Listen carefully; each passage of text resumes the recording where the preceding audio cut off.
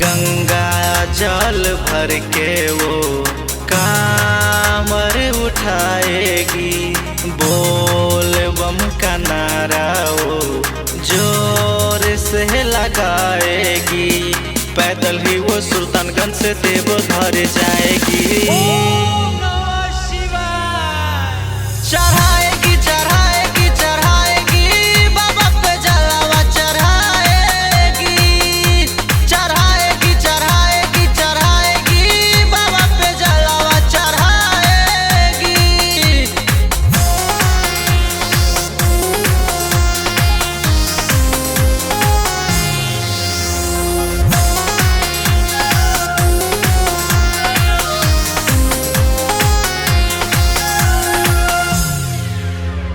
बाबा सुनिए सबके पुकार, सबके पुकार, सबके पुकार। होई न कोनो अत्याचार, अत्याचार, अत्याचार। सबके होई बेरा पार, बेरा पार, बेरा पार। तीन लोक में होए चमत्कार, होए चमत्कार, होए चमत्कार। बाबा सुनिए सबके पुकार, होई न कोनो अत्याचार। सबके करिए बेरा पार, तीन लोक में होई चमत्कार। सावन के सोमवारी को नांद कंदमूल खाएगी।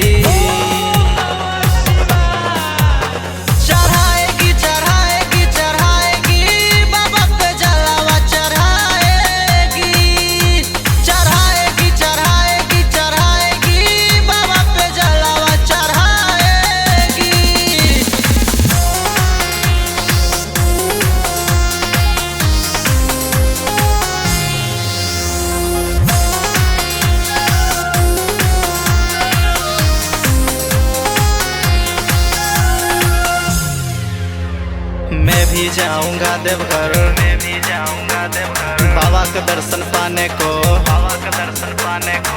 पुण्य के गगरी भरने, पुण्य के गगरी भरने। पाप को मिटाने को, पाप को मिटाने को। मैं भी जाऊंगा देवघर बाबा को दर्शन पाने को। पुण्य के गगरी भरने, पाप को मिटाने को। 4 सोमवारी जल चढ़ा के मन चाहा बर पाएगी।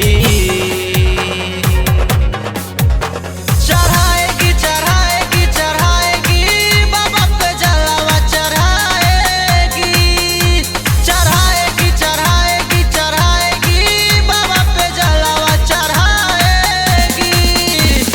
गंगा जल भर के वो कामर उठाएगी, बोल बम का नारा वो जोर से लगाएगी।